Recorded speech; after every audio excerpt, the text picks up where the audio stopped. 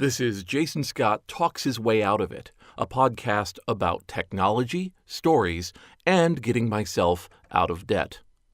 Thanks to Daniel Boyd, Jeff Atwood, Brenda Romero, and the hundreds of other Patreon supporters, PayPal supporters, everything supporters really, who are helping me make this podcast possible and pay down my debt. If you want to join the fun, the site's at podcast.textfiles.com. It's a very good week for me. This was the week that I finally transferred all of the mini DV tapes I could easily find in my storage unit and put them up on the Internet Archive. Mini DV tapes were what I used to film the BBS documentary, that 4 or 5 year project that ended up with a 3 DVD set, and which I sold for many years until I finally went through the entire inventory of 7,000 copies, quite a few years ago now. This mini DV set represents years of my life, traveling all through states. I think I hit 30 states in total, along with a couple Canadian provinces.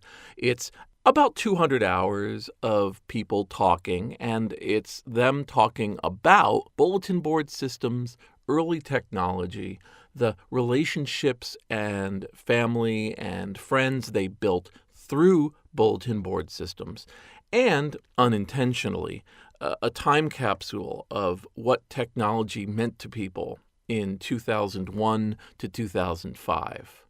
It's something that I've had on my back burner for years now. I believe that documentaries scoop up all sorts of sideways value when they record people for a while. I remember watching a documentary about New York City that had all sorts of interesting figures, and those figures would talk about one thing or another, and you would get maybe 2 or 3 sentences from these relatively famous people or infamous people, and my mind raced at the time and said, oh, surely these people said some other amazing things. I would love to be able to hear them. Well, I met someone for the first time, usually in their home, occasionally in their office, occasionally with other sets of people in a public space like a restaurant or a business, and then I would ask them questions about that time, telling them stories or asking them what their thoughts were on things that were going through my mind from previous interviews, and then just letting them go. I've talked before about what I call the soliloquy, which is where somebody will find out they're going to be in the BBS documentary. They would have in their mind some sort of story, and I found it lasted between 10 and 20 minutes, where they would sit down and say, okay, this is everything you have to know about, and they would talk about it. They got all the answers out that they wanted to talk about, and then I, having listened to those answers, said, oh, there's other questions from that. What about this? What about that? What about your feelings on this other thing I just heard about? You're there to find out how this person perceived that world, that experience. And it's 200 hours of that. When I moved everything out of my shipping container on my brother's property and got rid of most of it off to museums and institutions, I was left with a largish pile of things that I needed to deal with. I've been putting up pictures of that remaining pile, and it basically has 4 different types of things. It has old memories and pieces of mine, trinkets, phone bills, cards, toys, pieces that were given to me as gifts or that I picked up while I was at some event. Then I have a bunch of electronics and plugs that I knew should follow the computers or maybe be thrown out. I just didn't have the time to sort them, and I've begun sorting them, and there's a lot of that as well.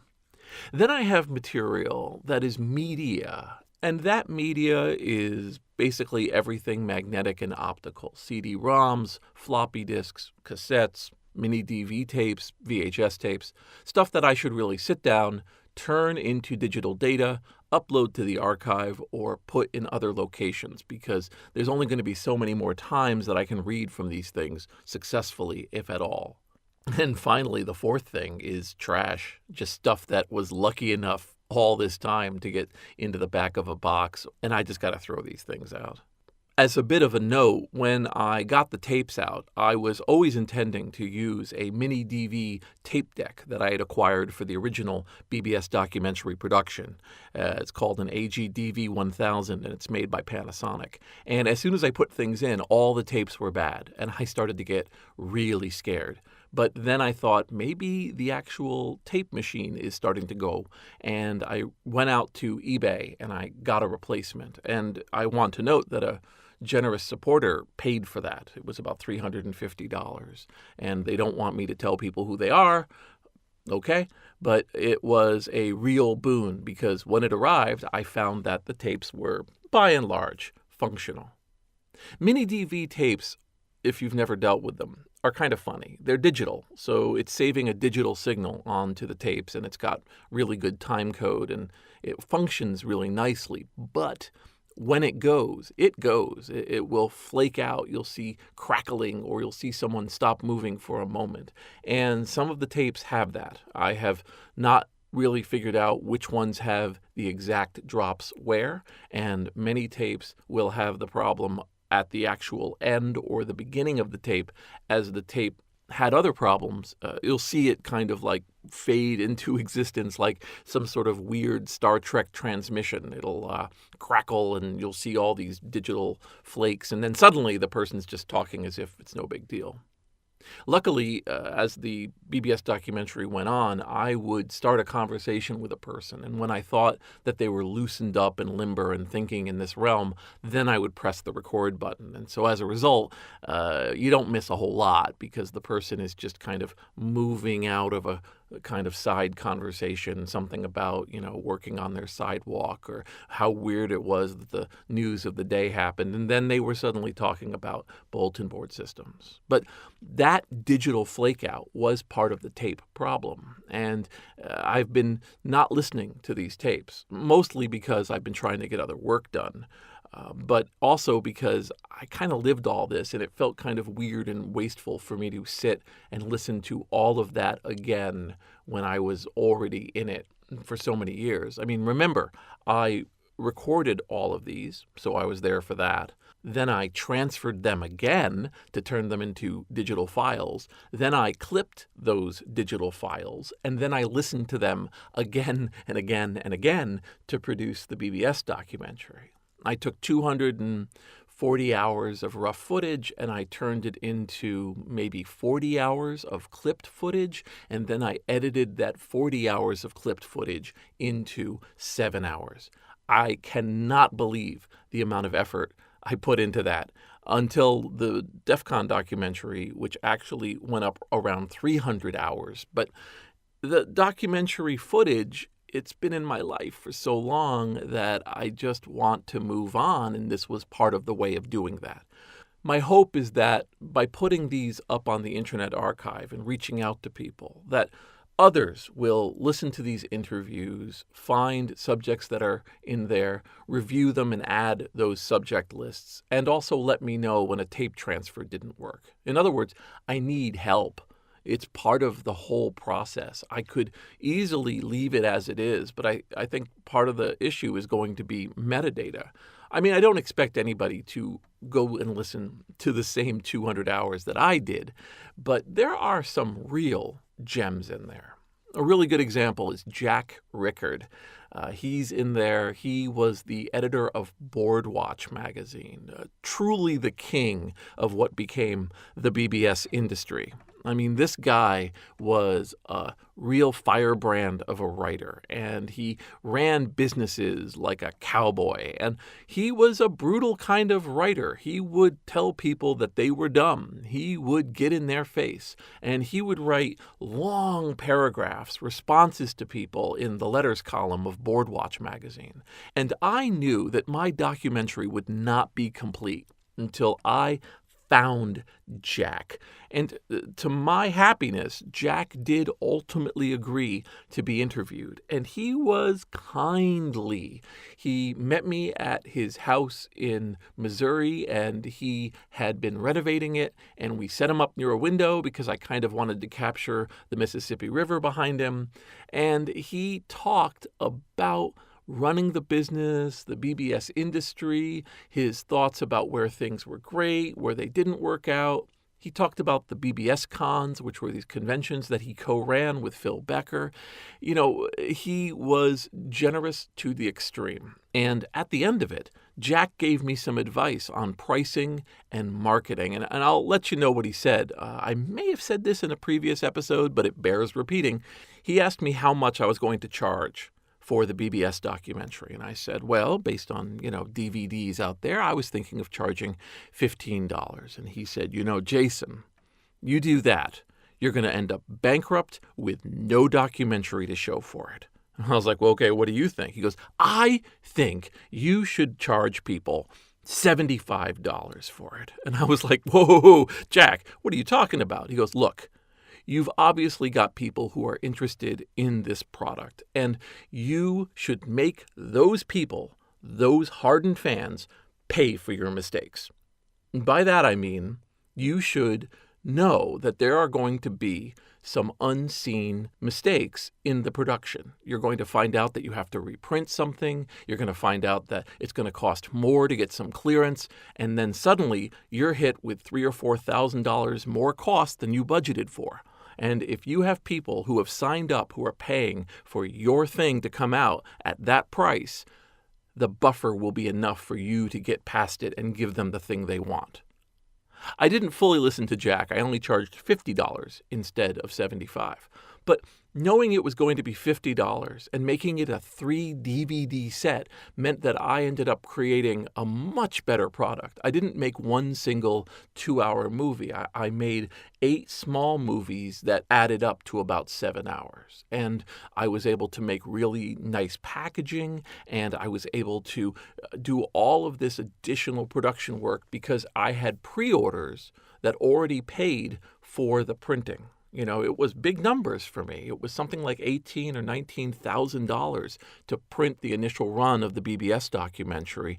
And I was so happy that it was fully paid for. The production of the DVDs, if not the total cost of production, was totally paid for the day of release. It made things so much easier as sales came in afterwards. Jack was right. He was super right. But I have a coda to that, which makes it even more fun. I would actually look up the lives of some of the people I interviewed over the years. And, some people were very small potatoes. They were individuals who just happened to sit for the documentary. So sometimes I couldn't find them. For people like Jack, who at the time that I interviewed him was worth in excess of $20 million, it was pretty easy to find out what he was up to next. And Jack had really gotten into electric vehicles and collecting vintage airplanes. And so it was fun to kind of keep track of what he was doing.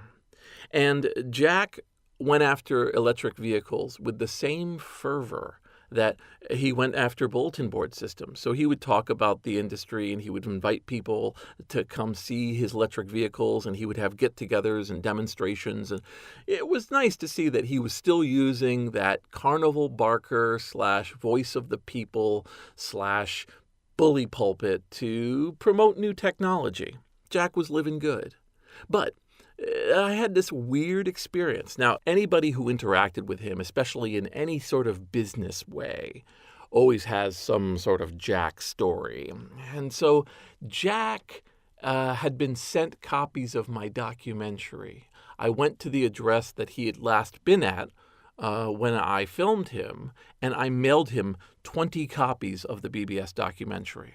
I mailed a number of people 20 copy boxes. In other words, I got, 5,000 copies, and almost immediately I took some of these 20 copy boxes and I mailed them to some of the most important figures as basically party favors. They could give them away and say, yeah, I was in a movie and it's about the thing I did. Here you go. And I sent one to Ward Christensen. I sent one to Randy Seuss, who co-created the BBS. I sent one to Jack. I sent it to people who I knew, It mattered. So years later, imagine my surprise, because I'm on Facebook, when somebody asked Jack about the bulletin board system documentary, and Jack said, "Yeah, that guy. He came to my house, did these interviews, and what a shame. He never came out with it, Totally had a killer product there, but he just didn't know what to do. So just a lesson for you there, You got to set things right. You got to plan properly or your dreams will fail. And so, we should think about that." I was like, "What?" So I actually jumped on that comment thread, and I was like, "Hi, Jack, I was there. I did finish it. I did sell it. I in fact took your advice, buddy. I sent you all these boxes of actual finished products. They're probably sitting around your house somewhere, still in the box. Buddy? Hello?" Jack's never responded. Thanks, buddy. You never know. On the whole, people who were interviewed for the BBS documentary, I don't really have any sour memories of. I don't have any case where I go, "Oh, man, thank God for that." I mean, there were a few people who were skeptical before they were interviewed, but afterwards, they were happy to have gotten it all out. I just tracked down Thom Henderson, who was in the ARC Zip episode, and he was the creator of the ARC format.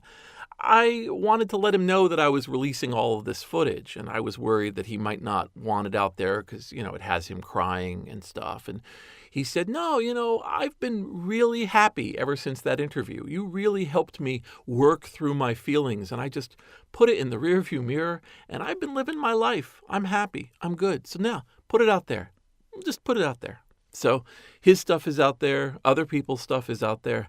And I'm watching people enjoy some real fun folks in there. Like I said, there's Jack Rickard.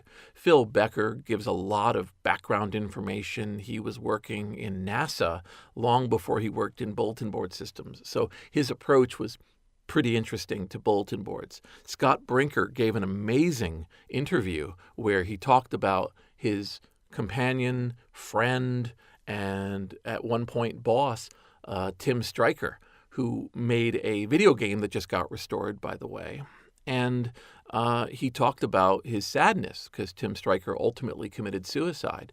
And he had a whole bunch of things to say about the business. Having all of the tapes of Ward will be something else. Right now, I only have one tape of Ward Christensen up. I'm looking for the others. They'll come up soon. Randy Seuss gave a pretty weird interview.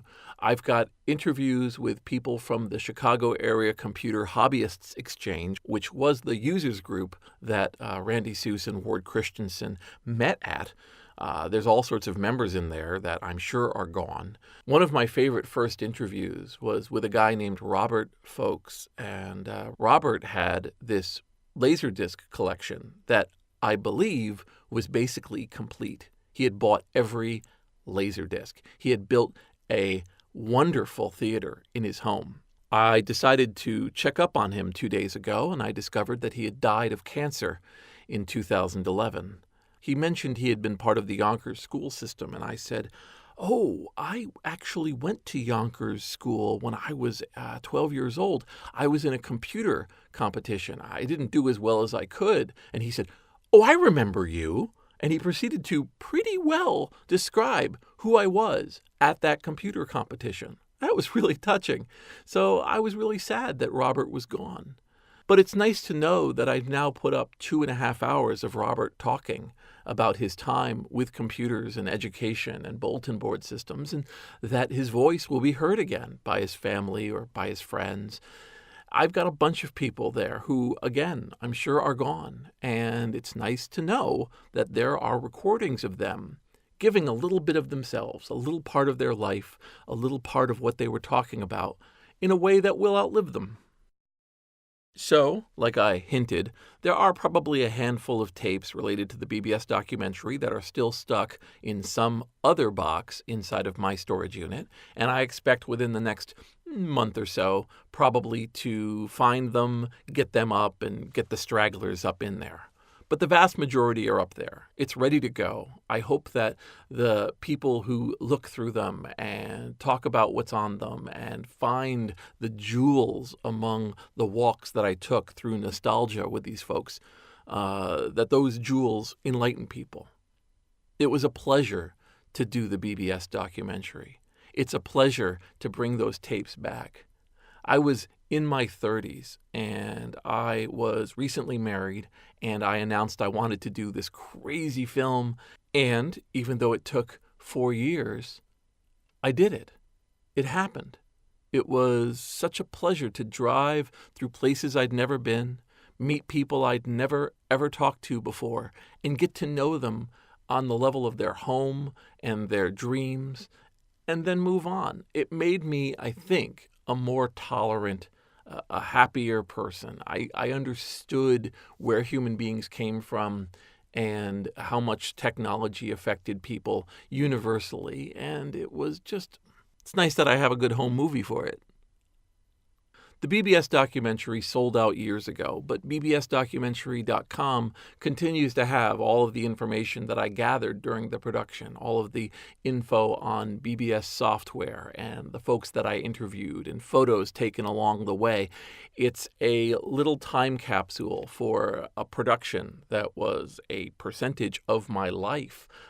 And it's also one of the few places you're going to find some of the bulletin board system programs, information, and insight that otherwise possibly would fall into the loam of the sea and never be seen again.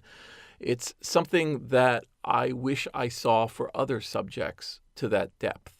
Every once in a while, I'll see that somebody did a film, and a lot of them fall into the hour and a half, just got to tell you that this thing was once there and now it is not template.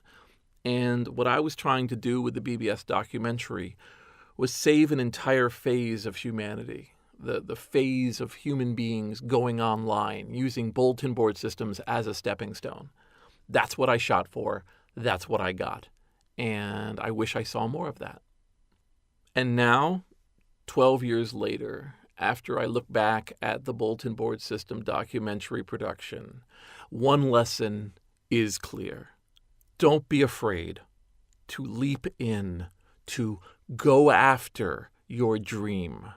I know it sounds cliche, but it was a dream of mine to go out and tell this story.